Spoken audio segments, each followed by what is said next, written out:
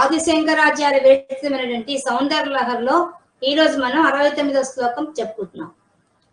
గళే రేఖాస్తిస్రో గతి గమక గీతైక నిపుణే ఇవాహ వ్యానద్ధ ప్రగుణ గుణ సంఖ్యా ప్రతిభువః విరాజంతే నానావిధ మధుర రాగాకర భువాం త్రయాణాం గ్రామాణాం స్థితి నియమ సీమాన ఇవతే.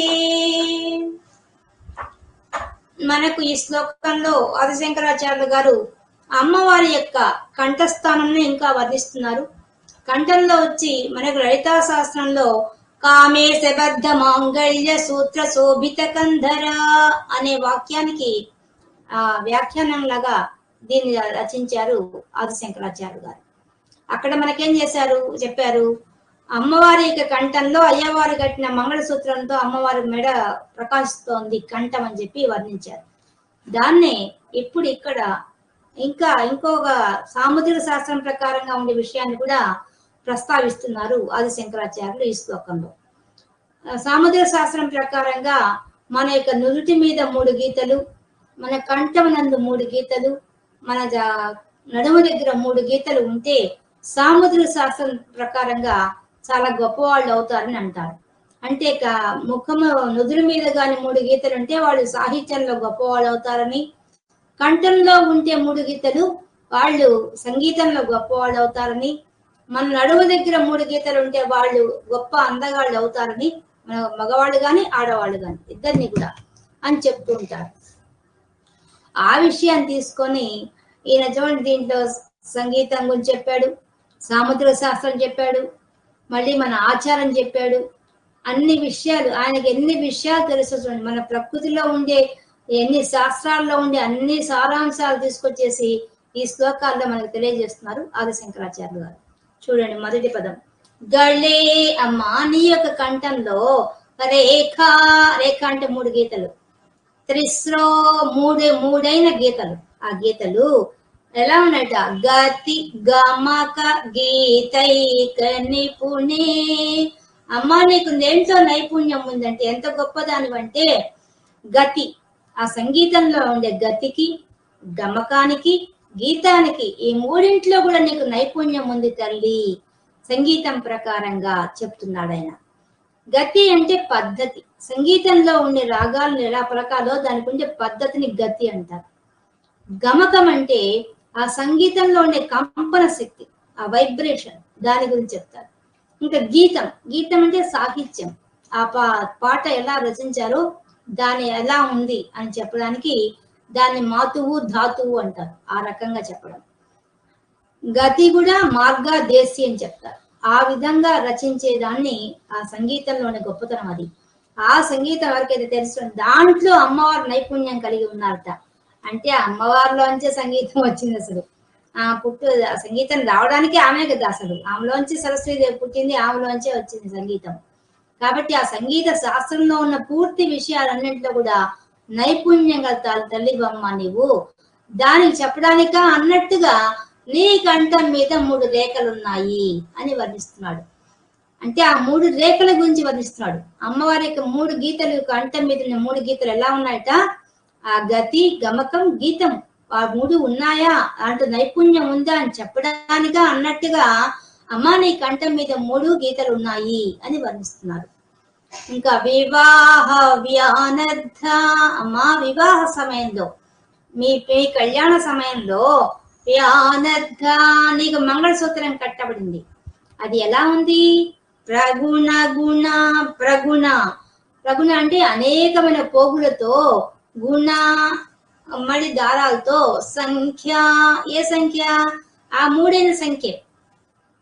ఎలా ఉంది నీ కంఠంలో కట్టిన మంగళసూత్రం ఎలా ఉంది, ఒక్కొక్క 9 పోగులు కలిసి ఒక పోగుగా తయారు చేసి ఆ విధంగా 3 పోగులు తయారు చేశారు మంగళసూత్రానికి.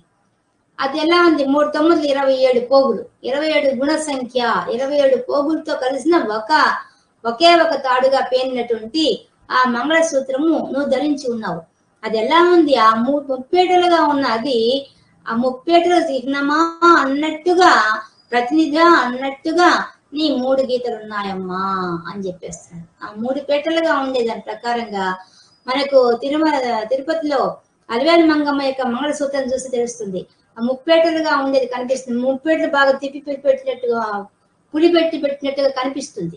ఆ విధంగా ముప్పేటలుగా పెట్టినటువంటి ఆ మంగళసూత్రం వల్ల ఉండే ముప్పేటల గురించి చెప్తున్నట్టుగా ఉందా అన్నట్టుగా నీ యొక్క కంఠస్థానంలో 3 రేఖలు ఉన్నాయమ్మా అని మన ఆచారం ప్రకారంగా మంగళసూత్రం యొక్క ఆచారం చెప్పేశాడు. మొట్టమొదట సంగీతం చెప్పాడు. రెండో పాదంలో ఏం చెప్పాడు, ఆయన మన ఆచారం మంగళసూత్రం కట్టుకునే ఆచారం చెప్పాడు. విరాజంతే నానావిధ, అమ్మా నీ కంఠంలో నానావిధ అనేక రకాలైన మధుర మంచి మాధుర్యం కలిగినటువంటి రాగాకర భువాం, అమ్మా అనేక రాగాలు నీ కంఠస్థానం పుడతాయి. అటువంటి ఈ రాగాలన్నీ ఇక్కడి నుంచి పుడుతున్నాయి, కంఠస్థానం పుడుతున్నాయి కాబట్టి ఆ విధంగా ప్రకాశిస్తోంది నీ కంఠం. నీ కంఠం ప్రకాశిస్తోంది, నీ కంఠం మీద 3 గీతలు ప్రకాశిస్తున్నాయి అని చెప్తున్నాడు.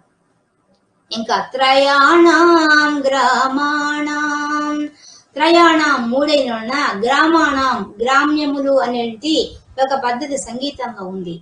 ఆ పద్ధతి ప్రకారంగా స్థితి ఆ స్థితి ఏ రీతిగా ఉండాలో ఆ రీతిగా నియమములు, ఏ నియమాలతో ఉండాలో ఆ నియమాలకి సీమా నయ్యవతే, అమ్మ హద్దులా అన్నట్టుగా ఉంది నీ కంఠంలో ఉన్న 3 గీతలు.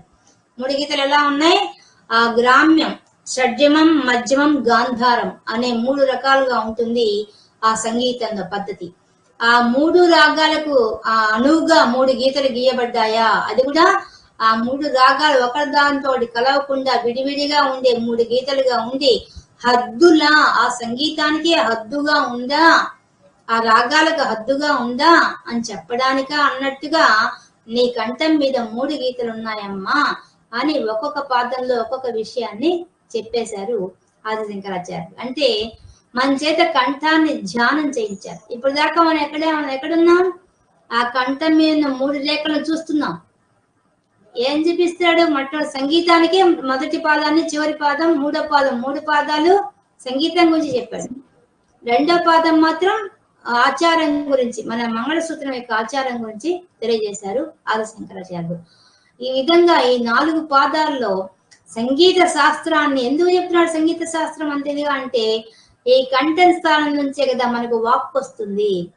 అమ్మవారు ఎలా పరా పశ్యంతి మధ్యమా వైఖరి రూప, వైఖరిగా కంఠస్థానం నుంచే మనకు వాక్ వస్తుంది. వాక్ స్థానం అక్కడ కాబట్టి ఆ వాక్కు ద్వారా ఎంతో మధురమైన రాగాలు పుట్టే స్థానం అదే కాబట్టి ఆ సంగీతానికి ప్రాముఖ్యత చూపిస్తున్నాడు.